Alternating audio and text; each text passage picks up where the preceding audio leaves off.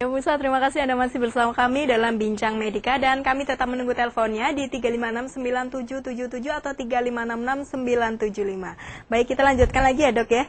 Tadi kalau udah abrasi, terus apa lagi dok? Macam-macamnya dok. Erosi. Erosi ya. Tadi, itu Gimana juga itu? Itu disebabkan karena zat-zat kimia tertentu, ya erosi seperti itu. Misalkan pada orang-orang tertentu sering minum makan yang kecut-kecut, ya. Misalkan pada ibu yang hamil, nah ini ada contohnya nih.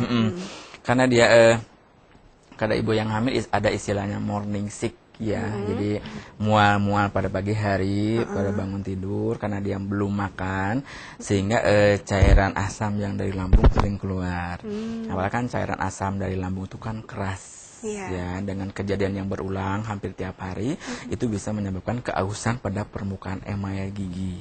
Bisa juga. Itu bisa, ya. Ya, terus selain itu dok, selain abrasi, erosi, ada juga sebenarnya atrisi. Ya, atrisi itu akibat dari fungsi sebenarnya dia makan. Ya, mungkin pada orang tertentu makan yang terlalu keras sehingga dia bisa keausan pada gigi. Itu juga bisa. Gitu, iya. Terus tadi penanganannya ya dok ya, mungkin ada penanganan lain, mungkin kalau selain secara psikis kita ke psikiater, mungkin ada obat-obatan atau alat-alat tertentu nggak sih dok? Nah, gini, untuk penanganan yang bruxism ini kita ada semacam alat istilahnya night guard. Ya, night guard di sini. Nah, ini ya dok ya. Ini night guard ini bentuknya mirip seperti gigi palsu, atau orang mungkin melihat dari bentuknya ini seperti untuk pemutih gigi. Jadi pemutih gigi ada yang dengan pemakaian gel, kemudian gelnya dimasukkan ke semacam sendoknya tadi atau gigi palsu itu, kemudian dipakaikan ke gigi pasien tersebut. Nah, itu sendoknya seperti itu. Nah, itu biasanya ada beberapa macam. Pada umumnya ada yang ready use, ya, jadi ada yang udah siap pakai. Tetapi itu biasanya karena ready use itu kita tidak bisa menentukan sesuai persis dengan bentuk gigi penderita, jadi kadang-kadang bisa merusak gusinya. Nah, kita pakai dengan membuat sendiri, ya, jadi dengan dicetak pasiennya, kemudian diukur, dan bahannya pun dengan istilahnya akrilik yang lunak atau yang soft. Atau orang awam mungkin tahu inilah untuk petinju lah. Untuk petinju itu kan untuk pelindung giginya itu kan pakai semacam pelindung untuk supaya tidak terjadi benturan pada gigi dan semacam seperti itu. Tapi beda ya dok ya dengan yang dipakai untuk petinju dengan penderita bruxism, beda ya dok. Terus untuk misalnya seseorang sudah memakai night guard tadi ya dok ya, itu ada perawatan khusus nggak untuk night guardnya sendiri? Ada. Jadi untuk pemakaian night guard ini tentunya karena dia dipakai pada malam hari, ya. Jadi esokan harinya kita bersihkan, kita cuci. Ya seperti pemakaian gigi palsu lah. Ya, kita cuci, kita bersihkan, kita sikat, ya. Kemudian kalau tidak dipakai, kita simpan di gelas, kasih air sehingga terendam supaya tidak berubah bentuk.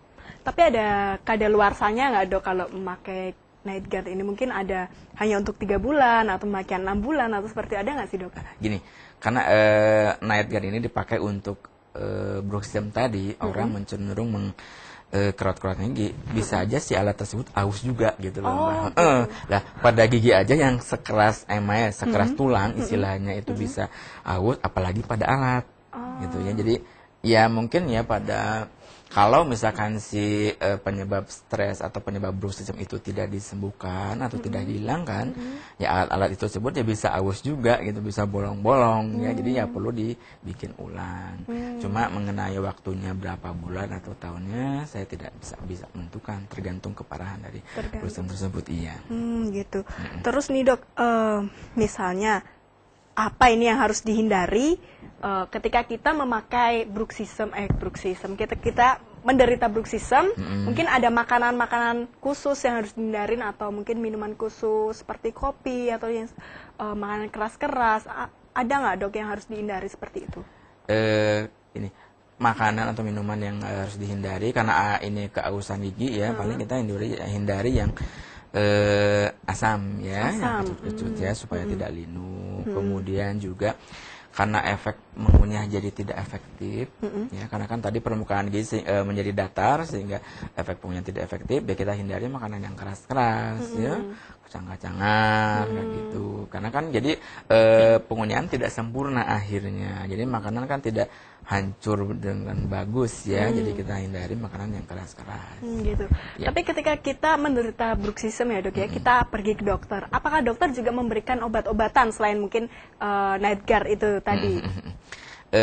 Pada orang-orang tertentu yang keparahannya sudah meluas ya, kita kasih biasanya obat penenang atau obat istilahnya muscle relaksan atau pelemas otot, karena kan efek samping dari bruxism ini ada kaku-kaku pada leher terutama. Jadi kita kasih obat pelemas otot supaya tidak terjadi kekakuan pada otot tadi. Jadi sebelum tidur kita suruh minum obat pelemas otot tadi.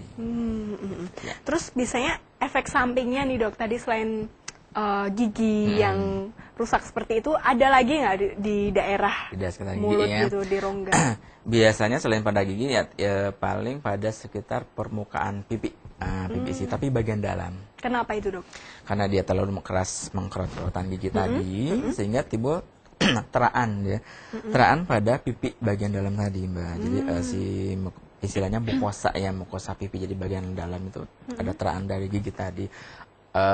Terutama pada orang yang bruxismnya itu atau mengkerot-kerotan gitu hanya pada satu sisi, misalnya sebelah kanan gitu ya, digit-digit gitu. Nah itu bisa timbul ya lecet-lecet atau mungkin luka pada si permukaan pipi bagian dalam tadi. Gitu. Iya, kalau bruxism ini kan antara rahang atas dengan rahang bawah giginya ya dok ya. Tapi kalau kita lihat ada anak kecil mungkin kebiasaan menggigit-gigit pensil atau tangan, jari, itu apa juga bisa dikategorikan bruxism dok? Gini, bruxism ini adalah suatu kebiasaan yang tidak disadari umumnya ya. Nah, sedangkan kebiasaan-kebiasaan lain yang di luar dari fungsi mengunyah, karena kan fungsi utama gigi itu adalah untuk mengunyah makanan ya.